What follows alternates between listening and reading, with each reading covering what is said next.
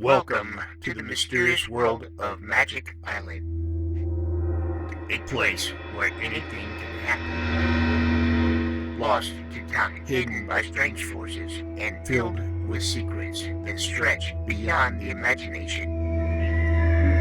Our heroes have set sail into the unknown, where adventure, danger, and discovery await them at every turn. Each episode brings them closer to unlocking the island's mysteries, but with new challenges.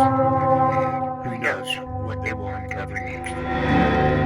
Now sit back and close your eyes. Let the theater of the mind take you on a journey to Magic Island.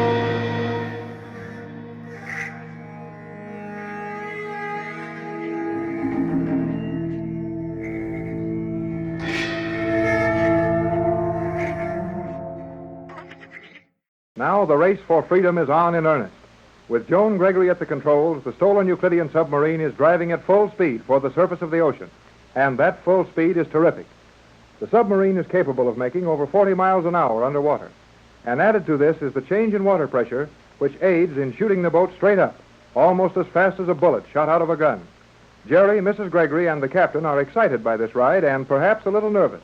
But they appear to be quite comfortable as they sit in their swinging steel chairs, securely fastened with safety belts. Joan is giving them some last-minute instructions as the submarine nears the surface.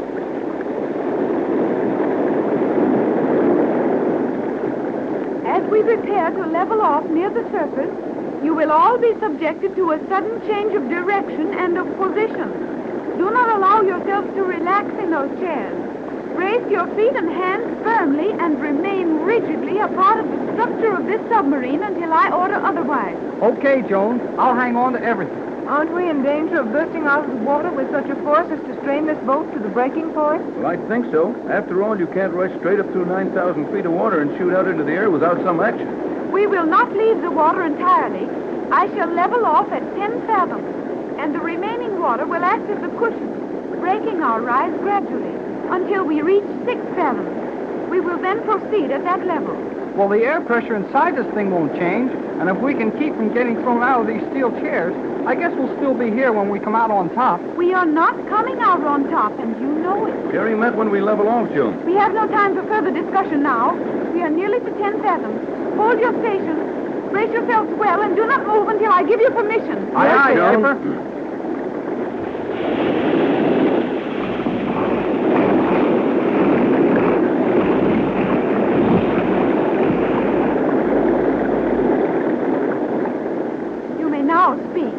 I think I can speak. You just did, Jerry. Oh, then I can. Well, Jerry, I too am surprised to learn that I can. That was about the wildest bit of sailing I've ever gone through. Are we safely leveled off at 6 fathoms now? We are, and proceeding along our course to Los Angeles. Hey, we're not riding any too well. That's to be expected, isn't it, Joan, with that stern section off? Yes, Captain Bradford. Our sailing will be very rough at all times now. The submarine is hard to control without the stern stabilizing fins. We're certainly flopping around like goldfish in a bowl, but we seem to be making good time. The vibration is not as great at this speed as it would be at a lower rate. Then for heaven's sake, don't slow down. Are you uncomfortable, Mother? I've really been more at ease a number of times, Joan, but I can stand it if the rest of you can. When I think that we're getting away from that island, I can't imagine anything I couldn't stand. That goes for me, too. Hey, Joan, how about using our radio now? It would not be advisable. I hope that G-47 and Thales will suppose this boat to be destroyed.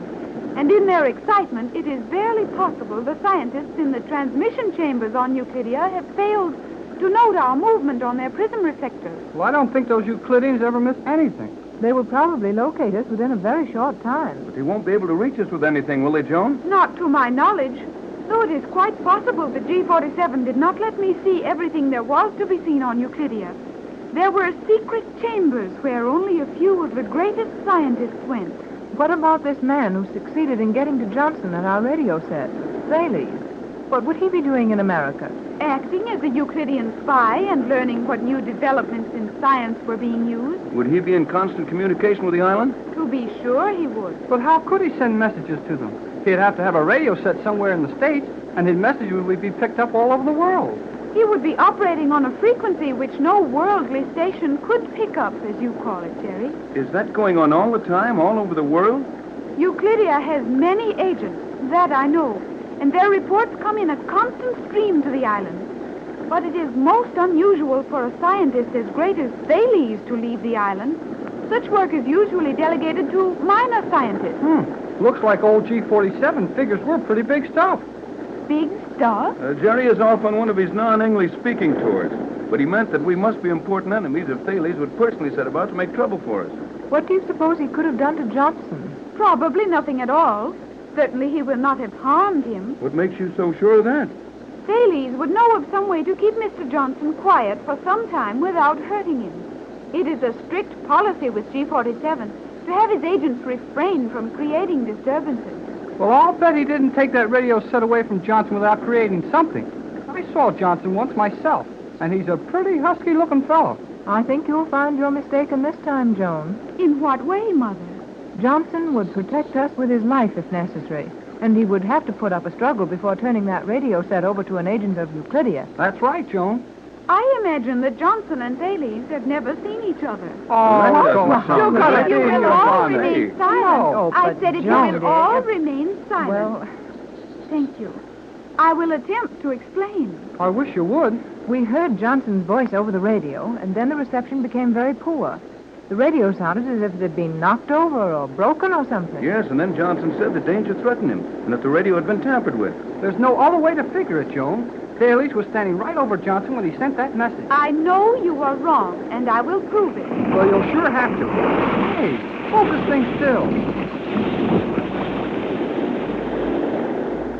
That was a bad one. Oh, it felt as if the boat were turning around. We did waver slightly from our true axis course. Wave slightly. Huh. I get tossed around like a canoe in a storm, and we wave slightly. We are riding easily now, Jerry. So go on with your explanation about Johnson and Thales. Johnson did not say that danger threatened him. He said danger threatens our plan.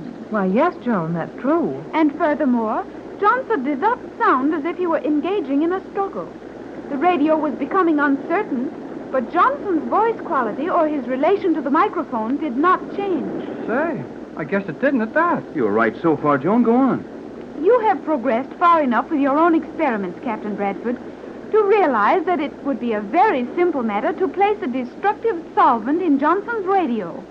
A solvent which would be released and flow through the set, quickly ruining it. Yes, that wouldn't be hard. And a clever man could find a chance to get into the radio room and do that. But if Thales wasn't there with Johnson, how could he release this solvent just at the right moment to interrupt Johnson's message to us? Yeah, that's what I'd like to know. Why, he might have planted that stuff in the radio hours before it was used. And Johnson could have sent plenty of other messages. Agreed. But I believe that Thales was listening constantly to Johnson's station at his own powerful equipment not far off. And when Johnson was talking to us, Thales allowed him to talk just long enough to trace the beam to our exact location and report that to Euclidia, which would take very few seconds. Then he would cut in on Johnson's wavelength, reverse his powerful beam, and release the destructive material he had placed in your set at Los Angeles. Why, Joan, that's fantastic. Reversing a radio beam to destroy a set? Euclideans have done it often successfully. Boy, that's the best one yet. Yes, but it's also one of the easiest ones to perform. Don't forget that explosives are set off by radio in daily experiments all over the world.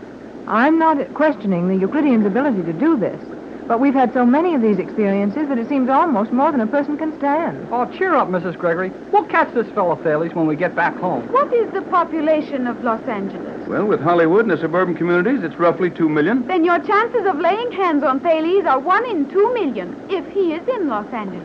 You know, there must be plenty of easy jobs in this world. Why do we always pick all the hard ones? I like hard jobs, Jerry. They're the most interesting, and after you make good on something difficult, you may honestly feel that you've really accomplished something. Yes, and we've sure done that. Only a few short weeks ago, we left Los Angeles in search of Joan.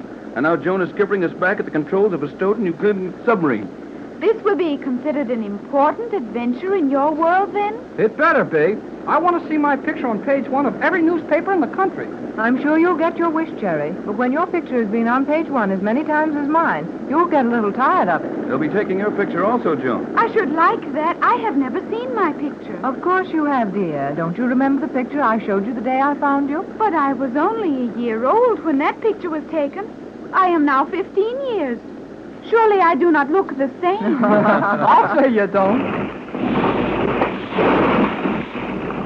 Oh, Joan, dear. That was dangerous, wasn't it? No, Mother.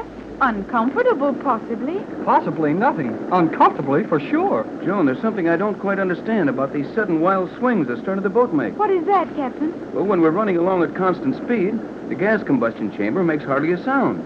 But when the stern of this thing whips around out of control, there's a heavy burst that sounds like escaping air. How do you account for that? Quite easily.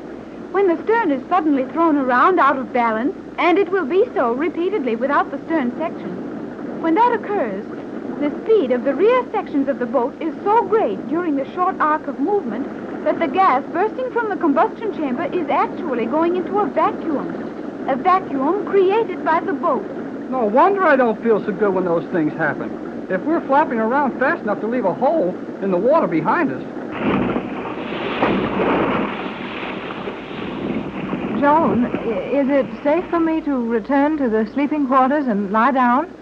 Of course, Mother. Pat, are you ill? Of course I'm not ill. Only I think I'll rest a little. You look kind of white around the mouth, Mrs. Gregory. Are you seasick? Seasick? Oh, not after 15 years on the water in my own boat, but I think I'll go.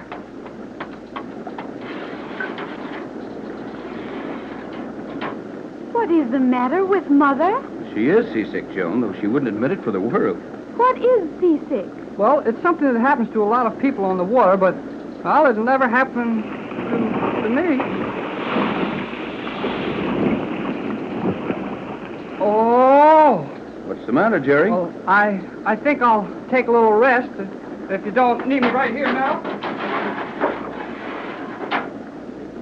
Poor Jerry. This is the first time I've ever seen him act like that. Well, Joan, it looks as if you and I are the only two real sailors on the submarine. But it is so foolish to act as Mother and Jerry are acting. Captain, is there a mist or a fog in this boat? Why, no, Joan. The air's clear as a bell in here. That is strange. My vision is impaired. I have never felt just like this before.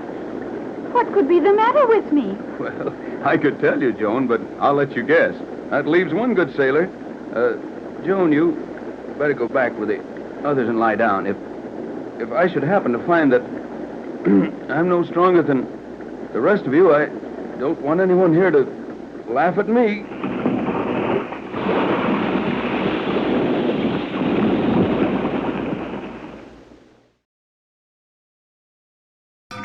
And so, another chapter closes on Magic Island. Our explorers have faced mysteries, dangers, and thrills.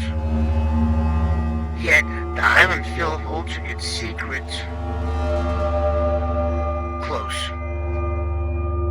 What lies ahead? New allies or unexpected foes? Make sure you join us tomorrow to find out what awaits on Magic Island, where the adventure never ends. Right here on Golden Age Radio, rumble.com/C/GAR. If you're too impatient to watch all 130 episodes, one per day, there's a link in the description so you can watch all the videos you want all together.